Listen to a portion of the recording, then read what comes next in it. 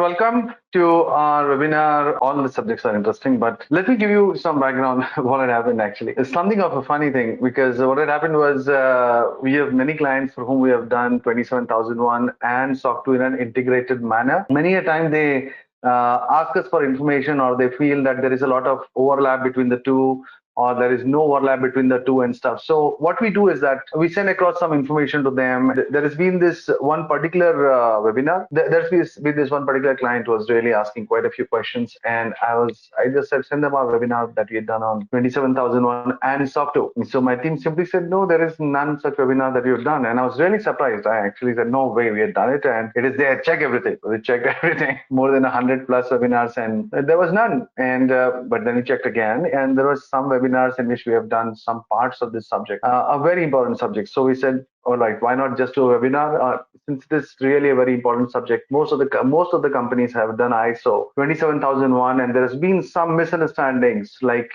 what is to be covered under 27001, how it overlaps with our SOC 2, where it helps or doesn't help. So stay with me on this. All right, before we start, I have just posted a YouTube channel. So this is not a webinar on the basics of SOC 2 or 27001. Let us be very clear on this. All right. And what will happen is that this thing will start off at a particular level of for SOC 2. If you don't know or don't have good background in SOC 2 or the basics of SOC 2, what I would suggest is head out to a YouTube channel. There is a playlist on SOC 2, SOC 1, SOC 2, and stuff. So go in that. There are more than a dozen type webinars on SOC 2. Just go through it.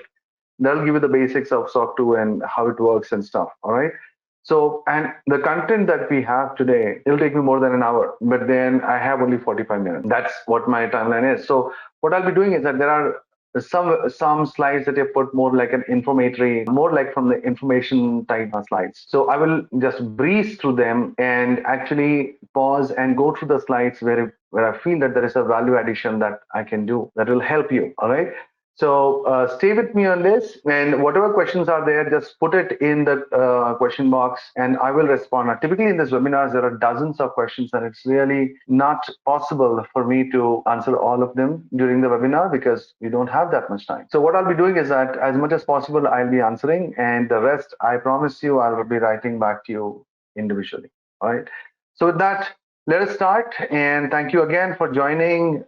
We again have record-breaking appearances of people joining. So thank you again for being there. So the subject is SOC 2 and ISO 27001, understanding the similarities and differences for an integrated approach. And this is what has been given to you as the topics, as the overview of SOC 2 and ISO 27001 and similarities, differences, integrating. That's what we'll be covering. And so again, for people who are attending, you can claim an entire 1 CPE point in case you're a CISA, CSSP, or PMBOK or something, or QSA or whatever be the case, and CRISC. So many certifications are there. You can claim 1 CPE point. We don't give out any certificates. So please don't write to me for a certificate. What can happen is that you can put in your name, and it's not necessary for uploading a certificate as evidence for claiming the CPE. You can simply just make a note, give our company name, our email address, and in case ISACA or ISC2 has any queries on that, they write to us. We check the records and we respond. Because see, there are simply hundreds, more than 500 people signed up this time for the webinar across 3 separate time zones. And it's really not possible for us to send out separate certificates, especially since we're doing this for free. All right, so stay with me on this. And I've already given you the link. There is tons of resources on our YouTube channel. It is literally like almost 4,000 subscribers. And from what I see, it is the most visited channel on the internet for our subject. So it's all free. We don't charge anything. Do visit, subscribe, click on the bell icon while you're at it. So because we upload like 1 video a week or something, so you'll get access to everything. There is no membership, nothing. It's all free for you. Okay, as we go along, whatever queries are, type in, and towards the end, do share the topic of your interest that you want us to take up on compliance. It could be GDPR, HIPAA, PCI, whatever be the case. Just put in your thoughts. Most of the webinars that we do is on the basis of client feedback or people feedback, so attendee feedback. All right. So thank you again. And this is a brief about me. I have like almost 30 years experience. No, it is 30 years actually, not almost. And my company is at VISTA InfoSec. Most of you know me, and I can see a few of my clients also there. VISTA InfoSec, it's like we're on the 20th year of operations. Okay, I need to change the number from 17 to 30. in the slides. So we'll do that, but it is 30 years because I started the company. So 2004 to 2023. Anyway, 1920th year of operations rather. So I'm myself a CISA, CISSP, CRS 27001, and I'm also a PCI QSA, QPA, SSA, a lot of things. And of course, as a company, we are there across the world. So I'll not spend a lot of time on my company background. And towards the end, there's a survey participation request. Do fill in the survey participation. It hardly take you a minute. We have spent days and days and a lot of time and money on this webinar. So 2 minutes should not be a problem for you. Do drop in your feedback, whether positive, negative, whatever your thoughts are, do drop it in and we'll take it up. And okay, just a quick overview. Now, the keyword over here is quick. It's not an in-depth at all. Head out to a YouTube channel, go to the playlist of SOC 2 and go through everything. That's fine. Okay, SOC 2 is basically a framework on compliance developed by AICPA, American Institute of Certified Public Accountants. They are the ones who are managing and they are spearheading and they are the ones who made this framework. All right. So it is on the basis of the COSO framework, community of sponsoring organizations. COSO is literally the mothership of almost all the compliance standards on information cybersecurity. So it is from that, and it covers 5 trust principles. You know them, right? Security, confidentiality, privacy, processing integrity, and of course availability. Privacy is the last. So that's how it is. And these are the 5 trust principles. Security of this trust principle is mandatory. You cannot not do it. And the rest are optional based on your requirements or your company's work profile, if I can say that. All right. You can select what you want. And of course, for SOC 2 assessment, there are type 1 and type 2. So type 1 is more of a point in time. It's like an as on date. You can show me one cycle of evidence. And type 2 is I need to look at that the controls are operating effectively over a period of time, So minimum, some say 3 months, 6 months. There is no time stipulated, but across the industry benchmark, minimum 6 months is required. Okay, then an overview of 27002. The latest version is 27002, 27001 2022. In October 2022, last year it was released. The first version was released in 2005. Then the second version in 2013, and this is the third version that is there. And before that, it was known as BS 7799, British standard, and then it became an ISO standard in 2005. And of course, it covers these 4 key areas: organizational, people, physical, and technological. The difference between the two, that is 2013 and 2022 version. What has changed? So there are 11 clauses. Some controls have been deleted, 24 have been merged, 58 have been revised, right? So additionally, 11 new controls have been added. So earlier there was 114, now there is 93. Number of clauses remain the same as 11. So, and number of sections in Annexure A, which is the list of controls that you need to implement based on a risk assessment, of course, is 14.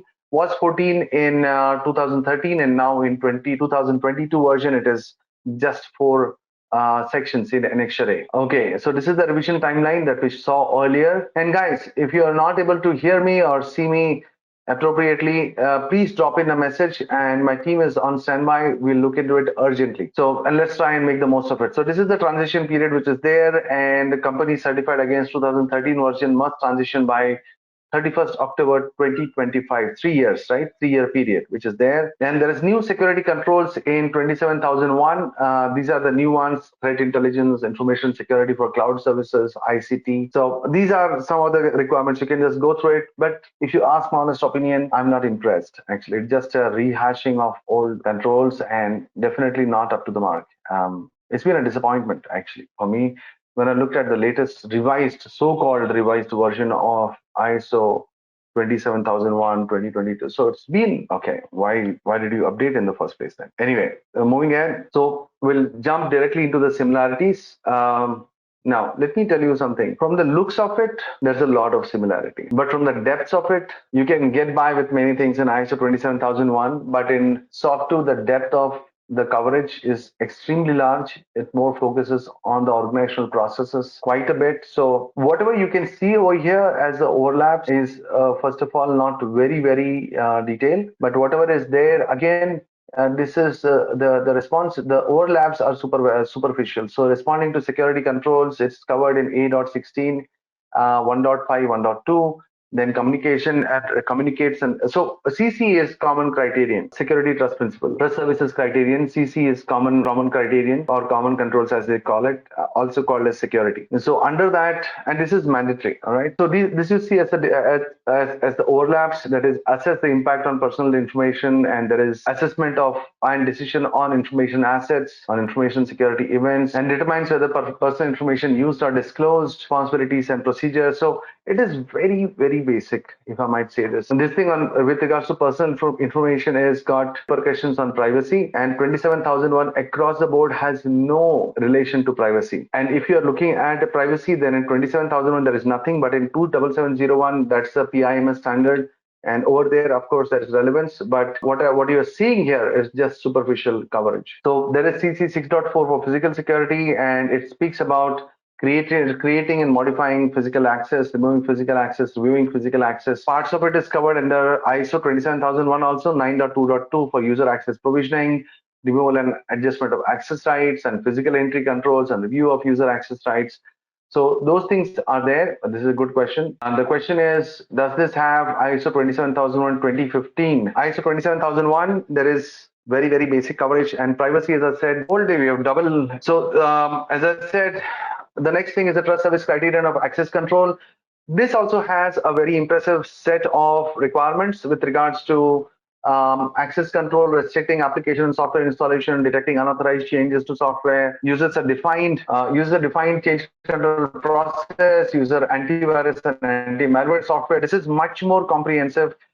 Please take my word for it. Then what you are seeing in 27001, this is much more comprehensive than what you are seeing over there. The change control process, of course, I can, if I can say this, there are some points, say with regards to change management. So change management, I can say that change management in 27001 is at par, if not better, than what you're seeing with SOC 2, right? So it is. So there are some plus points, of course, because these structural framework areas are definitely much more. But you have to understand that with SOC 2, the focus is more on the organization and the working within the organization as a whole. And of course, as I said, change management. So there are a few controls where you can say that there has been a very good overlap between change management between SOC 2 and ISO. And that's where change management control set like change management comes in the frame. So over here, you can see that there is a very good overlap SOC 2 and ISO 27001, unlike the other control sets. Mark has asked a question that can we download the video recording later on? Yes, but not immediately. We typically make the videos live after 2-3 weeks, not immediately. Otherwise, everybody would just want that video and forget about joining and having a shared experience. So it will be shared, but not immediately like the rest of our webinars. All right. So vendor management, again, I would say SOC 2 really takes the cake, even though there is an entire domain for vendor management in ISO 27001. But vendor management in SOC 2, because here it is much more expansive, much more comprehensive, and goes into the details of vendor management, the SLAs, the deliverables, the monitoring. Everything is much more comprehensive as SOC 2. I hope you can see me well and no issues as yet. Yes, and there is a nice question that is asked. Is there any major change in outsourcing such as NDA agreements and background verifications? See, as I said, you have to read the SOC 2 standard to understand what I'm saying. It is much more in depth with regards to even the HR processes, with regards to vendor processes, with regards to even the involvement of the management in the actual client services. Because what you have to understand is SOC 2 is more of a client facing standard. All right, so it's more of a client facing, so they are more interested in how you're delivering the services as per the client requirements. But ISO, if I can say, is much more internal facing, which might have external repercussions. So it is more in so SOC 2 focus is how are you delivering the client services as per client expectations and ensuring that the client is happy with what you're doing. So the objectives are primarily different. So the depth of coverage is different. SOC 2 doesn't care about how you are as a company or how profitable or whatever you are as a company. But here it is how well you are managing your vendors. Because see, there is A who is the actual client, and maybe you are the actual vendor below the client, and you would be having, so the third party vendors can affect your services to your clients. In your SOC 2 report, you actually, like, there's a CSOC and there is a CUEC. So your dependencies with external vendors also would get documented very clearly in your SOC 2 report.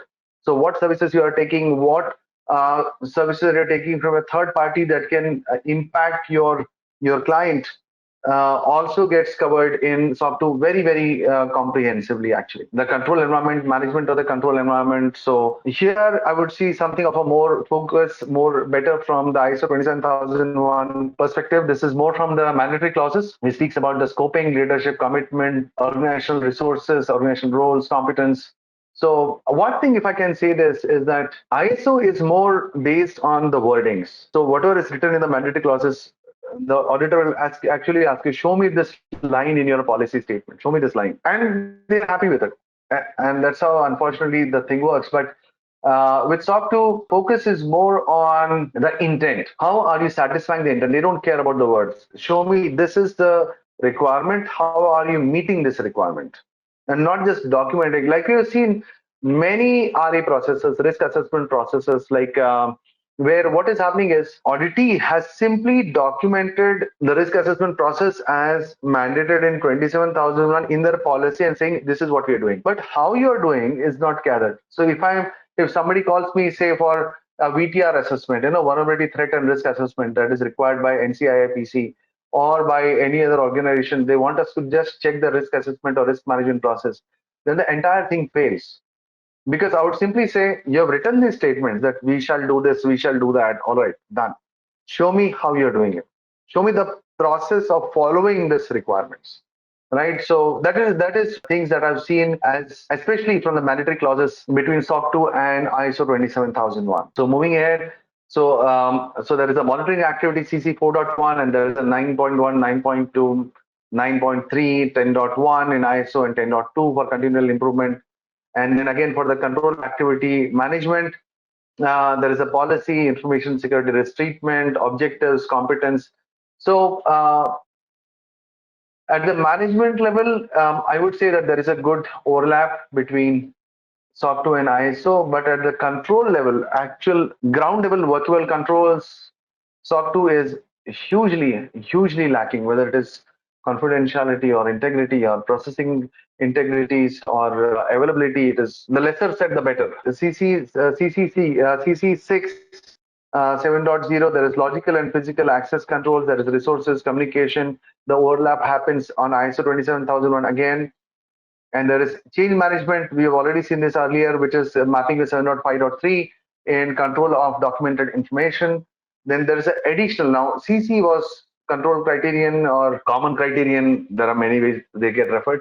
And A, so A, you see this A, right? A is for availability. This is for the optional, optional, if I can say it as criterion TSC under SOC 2. And then there is an additional criterion for confidentiality, C, and there's P for PI for processing integrity, and private P is for privacy and processing integrity is P.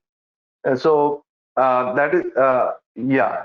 So then there is the policy which is there. But again, as I said, policy privacy for all practical purposes is not covered under SOC 2 at all.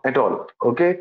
If you're interested in, then there is a, if you're interested in, then you can definitely look up ISO 27701, not 27001, 27701. And then there is, okay, there is a nice question. Is there a SOC 2 standard similar to what ISO provides? No, SOC 2 is leagues ahead, leagues. There is nothing similar in that. And there are some overlaps, as I was saying earlier, between 27001 and ISO. The NIST standard might have a better overlap with SOC 2.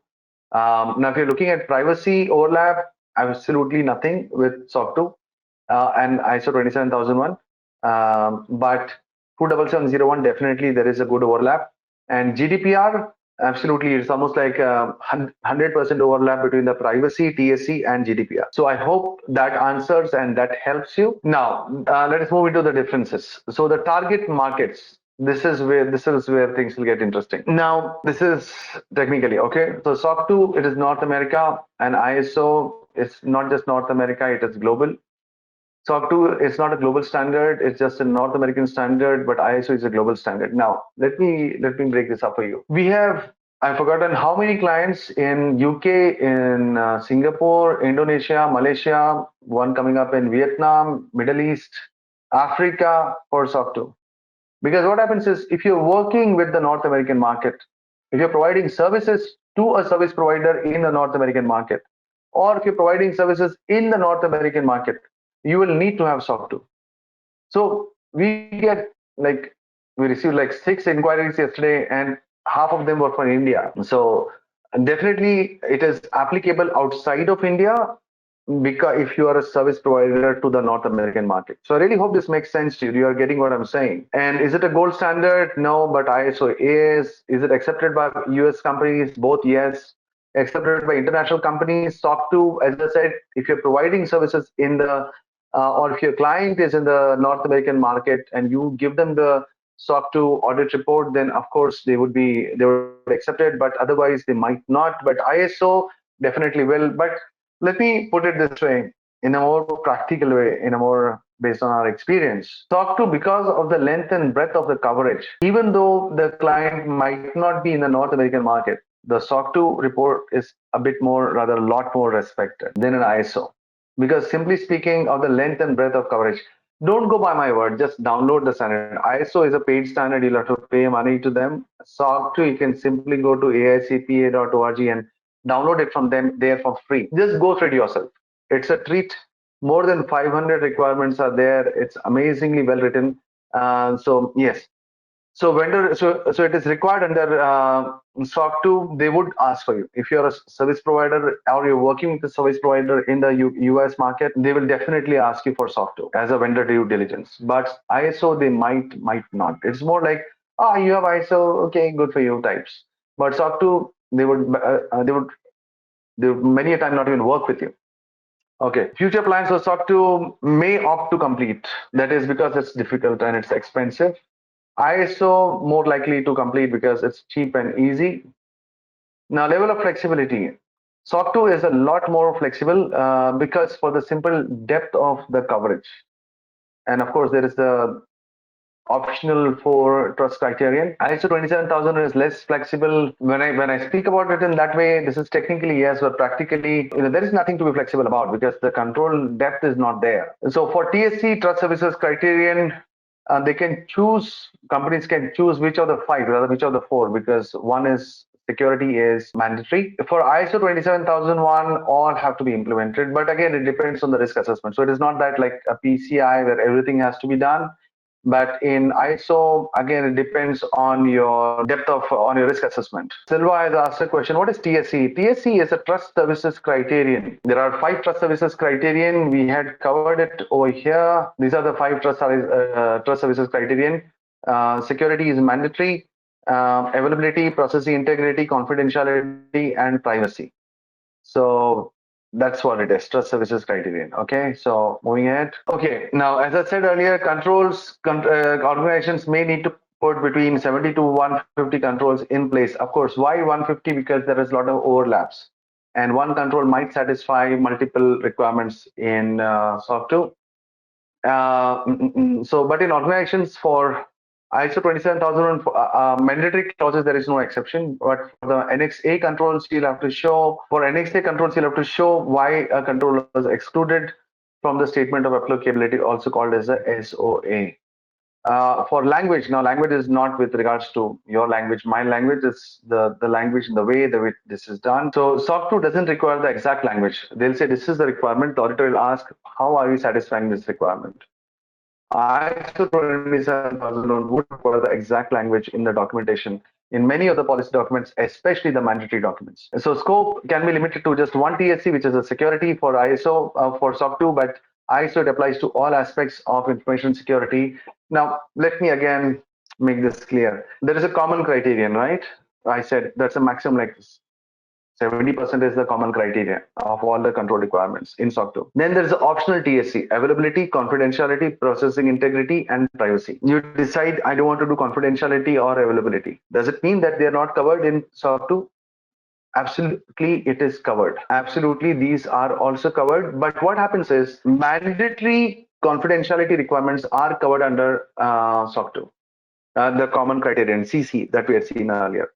Now, these optional controls are there which you might want to implement in the TSC of confidentiality, availability, and processing integrity. Literally speaking, in this optional TSC of confidentiality, integrity, and processing integrity, the controls are hardly 5 controls, 7 controls, that way. So it's not that it's very expansive, because mandatory ones of confidentiality, integrity, processing integrity, availability are covered under the common criterion, right? That's why only the left words are there in the optional. So it doesn't mean that if you do not do confidentiality, then it's not covered at all. It is covered. Only the optional are not covered in the common criterion, but covered optional. The few 5, 7 controls are required are covered under the optional TSC of confidentiality. But one thing, if you might have noticed, I didn't refer to privacy, because privacy, very few controls are referred under the common criterion. But the privacy TSC in SOC 2 is very expansive, very big compared to the TSC of confidentiality, processing integrity, and availability. The reason is very obvious. I hope you can understand. The reason is not all companies are processing personal data, right? Very few companies would be. So in that case, why to make them mandatory for those companies? So that is where, in a very lucid and sane manner, AICPA decided to make the core privacy requirements as a optional under the TSC of privacy. I hope now making sense to you. Okay, SOC 2, it is typically the audit is much more expensive than an ISO audit, and then the time to implement is again a lot more time consuming is SOC 2 compared to ISO. Then ongoing maintenance, SOC 2 requires annual audits, and ISO requires 3 years. You do one comprehensive audit and then 2 cycles of compliance audit, which can get done in a day or two. So these are the things that you need to look at. Which all industries will require privacy? Those companies that are processing privacy, end user privacy information, obviously they would be. But somebody providing an online portal for maybe data analytics or something like that, they might not be requiring to do privacy. So then another company, another example, for a SaaS company that develops its products using service oriented architecture, are all microservices in scope for controls, even if there are hundreds? Yes, my friend, we have worked with companies where they have AWS in place and all the microservices in play. They are all a part of scope. But again, you don't need to list it out individually and do each one separately. The overall management of the microservices would be how the SOC 2 audit will be pursued. All right. So it's not that there are 200 microservices. So for each one, you need to do it individually. No, they can all be clubbed together based on a process or something, and then we looked at in a consolidated manner. Then SOC 2 cost breakdown can start from 60. That this includes implementation or process cost and all. Can be $60,000 to 200,000, like almost like $250,000. ISO is much more cheaper, 15,000 to 90,000, and there are companies doing it for as low as $500 also. So of course, in that case, even I've seen companies in India and all, where they are doing even a SOC 2 audit for $2,000 and stuff. So how they do it, I don't know, because it takes like 4 to 6 weeks minimum. SOC 2 type 2 will take like 8 weeks. How it can get done is something. Okay, SSR for SOC 2 requires mandatory a licensed CPA, certified public accountant, and active CPA certified with the AICPA. And ISO 27001 needs an ISO 27000 accredited lead auditor. Audit types, there are 2 types of audits in SOC 2. Somebody has asked these questions in the question bank also today, but so this is your answer, different types of audits. So SOC 2, as I said, type 1 earlier is a design, and type 2 is a design and operating effectiveness. Now, this is called a stage 1 and stage 2 in ISO. The stage 1 is design and stage 2 is operational effectiveness. Renewal period for SOC 2 is annually, ISO is 3 years. Now, report type, again, it's an attestation report, which has the auditor's opinion on the effectiveness or how the controls are being satisfied in SOC 2. And ISO 27000 is a certificate of compliance. So this is different. So you can actually fail an ISO audit, but you cannot fail a SOC 2 audit. Okay. An auditor, if you're really in a very bad shape, a SOC 2 auditor can release an audit report with an adverse opinion, which is as good as failing the SOC 2, which is very bad. And we had come close to releasing an adverse opinion for some clients, but thankfully they then fixed it, and we gave a qualified opinion on that. And for ISO, there is a certificate of compliance. AICPA forbids the release of SOC 2 certificates. The report type overview, as you've seen earlier, accreditation body is AICPA. For ISO, there are many bodies for that. And target market for SOC 2 is US. ISO 27000 is international, as you've seen earlier. And core requirements is security, availability, confidentiality, processing integrity, and privacy. But security is the only requirement in ISO. SOC 2 attestation report is there that we, a company like us, provides to our clients. And we always advise them that make it available only with an NDA to your clients. For an ISO 27001, they can make the reports public. A SOC 2 report typically shouldn't be made public. The reason being it is very comprehensive, can and will definitely include a lot of confidential organizational information. Timeline, and ISO for a type 1 will take like 1 to 4 months. Type 1 reports and type 2 report will take 6 to 12, maybe 6 to 12 months. Again, the audit period for doing the audit, now let me qualify the statements, because ISO 27001, 10 to 12 months and stuff. So ISO will ask you for operational effectiveness also. But if you're doing a type 1 in SOC 2, what will happen is I will only ask you for the design of the control, so the policy, procedures, and maybe one cycle of evidence. So that is where it can get done in 1 to 4 months, because we might, so a company might call us for a gap assessment. We'll finish the gap assessment in say 3 to 4 weeks. They might take 1 to 2 months of fixing the gaps, and then again 3 to 4 weeks we can do the final audit. So that becomes 4 months. But for a SOC 2 type 2, we do the gap analysis, takes like 4 to 6 weeks for a type 2. We give the gaps, they make the policies, procedures, and fix the gaps, but then we need 6 months of operational effectiveness. So that adds on to the overall timeline for the audit or the implementation of SOC 2. But if you're asking for the actual just the time for audit, a SOC 2 audit type 1, listen to me very carefully. SOC 2 type 1 audit will take maybe 3 to 4 weeks or 5 weeks, depending on the scope. A type 2 audit will take 6 to 8 weeks. An ISO audit, I've never seen it go beyond a week. Maybe sometimes if the scope is small, maybe it takes 3 days or something. If it is a very big scope, then maybe 1.5 weeks, but that's also on the outer side. So that's there. Then cost again varies for just the audit part, can be from anywhere from $5,000 to $60,000 or $100,000. And again, for ISO 27001, it can be from 10,000 to 25,000. So integrating both together, if you have both US and international clients, go for SOC 2 and ISO 27001. Consult with the key stakeholders. Now, both the frameworks have their own benefits. And what we tell our clients in a practical way is focus on SOC 2. It will almost in entirety cover ISO 27001. And when you're doing a SOC 2, as a part of a byproduct, you'll get your ISO, because ISO is very small. Listen to me very carefully. Very small compared to an ISO. ISO is very small compared to SOC 2. So you can literally get certified from ground zero in say 3 months time or 4 months time, but for SOC 2 it will take ages. So you can focus on the key requirements for ISO and put that as a part of the timeline for SOC 2. ISO gets done and you continue your journey with SOC 2.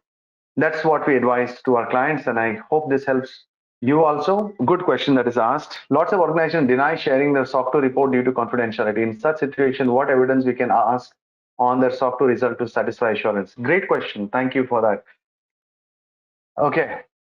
So if they don't share the SOC 2 report, you really don't know whether they have actually done it or not. Typically, if you are the client, if the company that you're asking for is your client, you need to include that in your SLA or agreement that they have to share the SOC 2 report.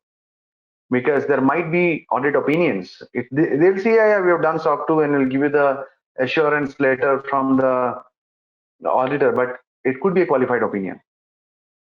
It could be that they've not covered. So there is, there is another webinar where we have covered the structure of a SOC 2 report. You can go through it. So there is a structure of the SOC 2 report in which our CPA was also there. So you can look at the management assertion. You can look at section 3 where the description of services are there. So maybe your scope is not included in the SOC 2 audit. It's possible, right? So you have to look at the SOC report. You have to insist on it, because if they are your service providers, they better provide it. Otherwise, on what basis can you get the assurance that they have actually done it and there has been no findings? Because understand, in SOC 2 there is no failing the audit. And so when to choose SOC 1, or if you already have SOC 2, if you already have an ISMS place and the desire is to check the effectiveness of your controls, want a less rigorous, so if you're conducting more from the North American segment, then probably you might want to go for a SOC 2. And if you're a technological service such as a SaaS company, you would want to go in for a SOC 2 and integrating it both together. These are the benefits of both integrating both together. There is data security and privacy together. You get a better international advantage, data privacy advantage, better risk management, better regulatory compliance with integrating them both together. And then again, very importantly, it speeds up your sales cycle, because then if you're done SOC 2 and ISO 27001, there is nothing more that a client can ask for.